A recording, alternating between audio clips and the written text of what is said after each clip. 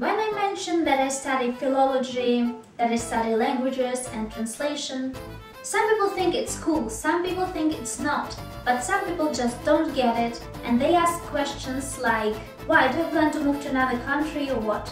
Or, languages? Oh, so you're a teacher, I see. And sometimes even, sorry, but who needs translation today? We have like Google Translate. This one is not my favorite. And I heard from some young people that their parents didn't approve their choice to study languages because it wasn't a real profession. I believe that to answer these questions and doubts, we need to tell apart two cases of language learning. One case is when we learn a foreign language to speak it, simply as that. The reasons might be different, but it's still one general case to learn language, to use it in communication. And another case is when you study language professionally as the main tool of your future job. It's my case. I believe that if you choose that way, like any profession, it must be in your field of talent. You need to have a feeling for language and in your field of interest, ideally your passion. And in that case, you study language a little bit differently. Even if you know a foreign language on a very high level, it still doesn't guarantee that you can work as a teacher or as a translator or interpreter.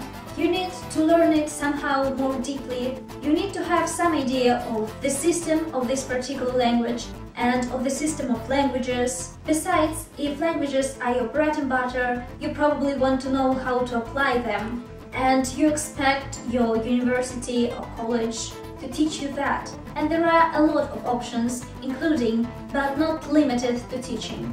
Don't underestimate us. If you read foreign books, or watch films, or play video games, or visit websites, or listen to the news and speeches of celebrities or politicians, probably all this stuff has been translated by someone and not by Google Translator or any other translation engine.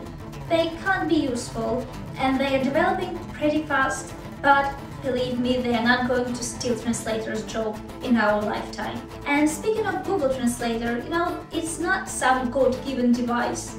Somebody puts all this information into it, right? Who could it be? Linguists. They work on Google Translator, searching engines, automatic captions, dictionaries, phrase books. So it would be not very logical to say that we don't need the creators because we have their creations. Also, we must not forget the scholars, historians and theorists of language. They do a very important job, which is the foundation for applied linguistics, politics, economy, business, tourism, publishing. There are such a lot of spheres for professional linguists because we are surrounded by language, and a lot of people today are involved in international communication, and the world that we live in is rather open and it gives so many opportunities for people with different talents and interests. So don't be afraid to do what you'd like to do. I hope that it was useful for people who had questions about languages, or at least that it wasn't terribly boring. Hope to see you next time. Bye!